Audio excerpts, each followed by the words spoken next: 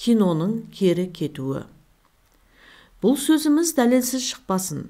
Қосымша мына фактілерге де көз тігіңіз. Қазақ шенеуніктері ойлап тапқан Еуразия кинофестивалі де мал шашудың бір түріне айналды. Кино өнерінің биігінен қарағанда, соқыр тиын беделі жоқ осы шараға кілең әлемде киноның жұлдыздары жиналады.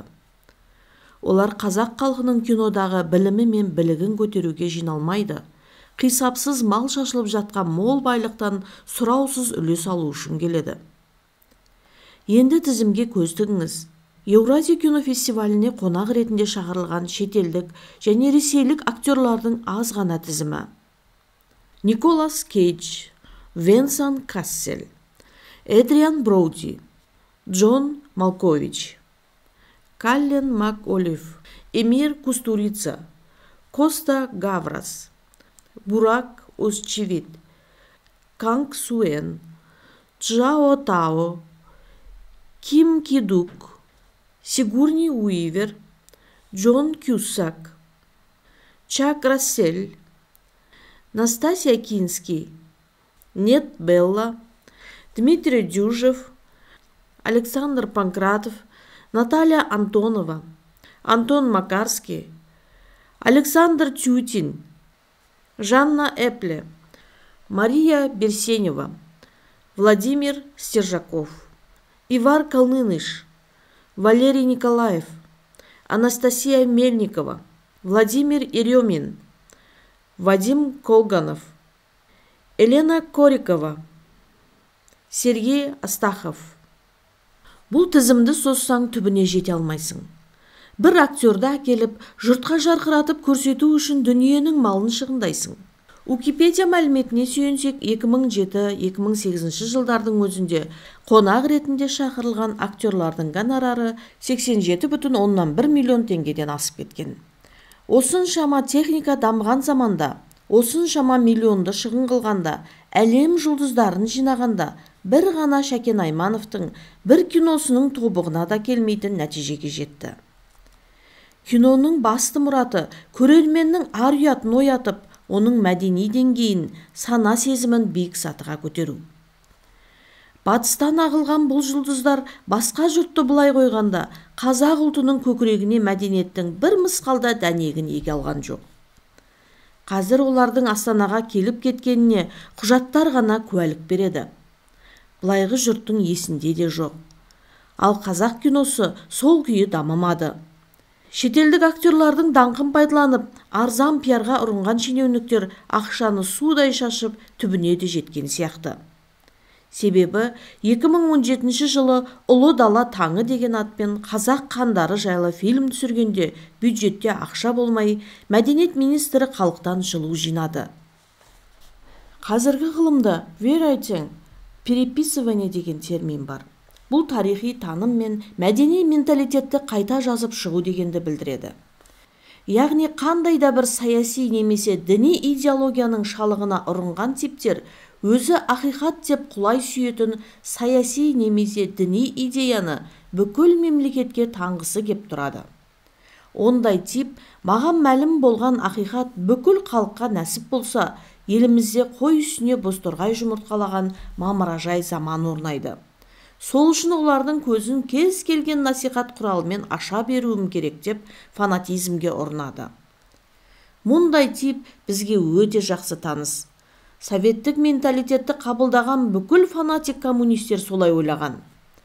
Олар үшін өткен тарихтың бәрі қате. Осы қатені түзету жолында кесе көлденең тұрып қалған кез келген ғалымды, әулиені, ишанды, маманды, қайраткерді атып өлтіріп, мақсатына жетпей қоймайды. Олар бізді адам қылған Ленин деп бүкіл тарихты қайта жазып шыққан. Киносын да солай түсірген. 20 ғасырда түсірілген қазақ киноларын көрсеңіз, фильмнің ішінде жағымды кейіпкерді сомдайтын орыстың бір мұжығы болмаса, ол өнім эфирге жіберілмейді. Архивте шіріп кететін. Соңғы жылдары осындай кесір құбылыс қазақтың кино өнімдерінде діни фанатизммен еніп отырды.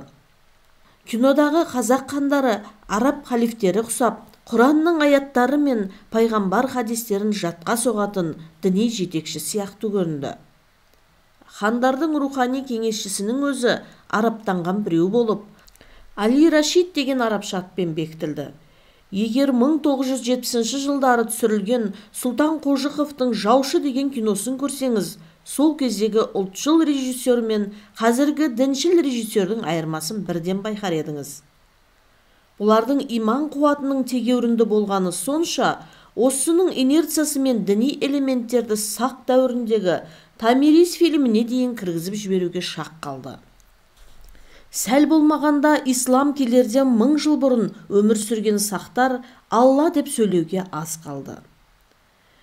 Томирис апамыз сол кездің өзінде ғайыптан уахи алып, таухид идеясын сіңіріп алған монотеист тақуаға ұқсап қалды. Халықтың тарихи жадын оятып, рухын шақыру үшін түсірілген Жау жүрек 1000 бала фильмі керісінше күлкі шақырды. Батырлар жырымен таныс кез келген қазақ Алаш батырының жауға әруақ деп ұрандатып шапқанын беске біледі. Кинодағы қаһарманның советтік фильмдердегі қызыл комбаттың алға, ура деп қол бастауын еске салады. Осы оқиғаның бәрін алыс шетелде бақылап отырған жазушы Мұхтар Мағауин әруақ жоқ болса, ол жерде қазақтың исі де жоқ деп түңілді. Мұндай психология адамның экзистенциялық қалауларын қанағаттандырмайды. Бұрмаланған тарих халықты адастыруға бейім тұрады. Тарихтың да мәні сол. Адам санасының төмен деңгейден биік деңгейге эволюциялық жолмен дамуын көрсетіп тұрады. Әрі берден соң тарихтың түпкі мәні монотропизм, яғни тайпалық түсініктен басталған тар танымды адамзатты бір бауыр деп білетін биікке қарай ұмтылдыру. Мәдениеттегі Музарт феномені. Бұдан алдын мәдени кеңістікті кеудесімен қорғап тұрған бір ғана шенеунік бар деп айттық. Ол Өзбекәлі Жәнібек. Өзағаң зейнетке өз еркімен шыққан соң, ол позицияны қорғайтын қайраткерлер қалмады. Аласапыран заман дәлме-дәл 10 жылға созылды. 10 жылдың ішінде қазақтың ән, күй, жыр, биі насихатқа жарымай шөгіп кетті. Осы кезде бұл позицияны қорғайтын қазақтың бағына тағы бір азамат туды. Ол Ғалым Доскен. Бұған дейін ол әртүрлі газет-журналда басшы болып, комсомолда мәдени шараларды ұйымдастырушы болған. 2001 жылы материалдық һәм моральдық тұрғыдан тозып кеткен Қазақстан телерадио корпорациясының басқарма төрағасы болып тағайындалады. Оның бағына қарай дәл сол кезде мәдениет министрі болып Есетжан Қосыбаев бекітіледі. Мәдени саланың маңызын өте терең түсінетін Ғалым Доскен қазақтың өле бастаған төл өнерін бірден қолға алды. 2003 жылдан бастап ұлттық брендке айналған 1000 күй, 1000 ән атты жобалары бірінші рет ұлттық арнадан көрерменге жол тартады. Елеусіз қалған әнші, жыршы, күйшілер негізгі насихат көзіне айналды. Ғалым Доскен мәдени саланы тар ауқымда емес, өте кең диапазонда дамытуды көздеді. Сол жылдары Алматы қазақтары Республика сарайына барып қазақша концерт көруді кәдімгідей ұмыта бастаған. Бұл сарайдың сахнасын Ресейдің арзанқол әншілері мен парсы соғды мәдениетін насихаттайтын өзбек шатысы әншілер билеп төстеп жүрген. Сол кезде қазақтың эстрада әншілері Республика сарайында концерт беріп, ұлттық арнадан шықпақ түгілі Қазақ радиосының эфиріне зар боп қалған. Доскеннің тікелей ұйымдастыруыменен 2002 жылдардан бастап эстрада әншілерін эфирге қоя бастады. Даңқы жер жарған Музарт тобының үш жігіті сол жылы бірінші рет эфирден Жайлаукөл кештері әнін шырқады. Ұлттық арнаның тікелей қолдауыменен Музарттың екі әніне тегін клип түсіріп, қарқынды насихат жүргізді. Қазақ радиосының прайм-тайм уақытында жас талантты әншілер міндетті түрде эфирден өтетін болды. Салыстырмалы түрде айтайық. Ұлттық арнадан басқа телеарналар қазақ тілінде концерттік бағдарламаның бәрін қасақана түнгі сағат 3-те ғана беретін. Олардың осы кездегі әрекеті не адамшылыққа, не әдепке, не мәдениетке, не дінге, не конституциялық талаптарға келмейтін. Сол кезеңде қазақ ұлты мен мәдениетін осылай қорлау қалыпты саналған. Сол жылдары өзбек пен орыстың арзанқол әншілерін амалдың жоғынан місе тұтып жүрген қазақ жастары бір жылдың ішінде Музарттың фанаты болып шыға келді. Бұдан соң бүкіл эстрада әншілерін тыңғылықты дайындап, 2003 жылдың желтоқсан айында жаңа жылға орай ән мен әнші жобасын іске қосты. Эстрада әншілерінің бағы жанып, шетінен жұлдыз атанатыны осы кез. Бір жылдың ішінде ән мен әнші Қазақстандағы ең танымал жобаға айналды. 2 жылдан соң Республика сарайында Музарттың бір билеті қолда 100 000 теңгеден сатылып жатты. Бұл ол кезде $750 ақша еді. Мұндай сомаға бір билет сатып алу қазақтың байып кеткенін көрсетпейді. Бұл құбылыс қазақ мәдениеті қайта есін жиғанда қазақ тіліндегі құндылыққа өршелене ұмтылуды көрсетіп тұр. 15 жыл бойына мәдени вакуумда тұншығып қалған қазақ халқы ән мен әншінің бүкіл концертін аншлагпен өткізетін. Обалы не керек? Музарттың 3 жігіті артылған сенім мен көрсетілген қолдауды 100% ақтады.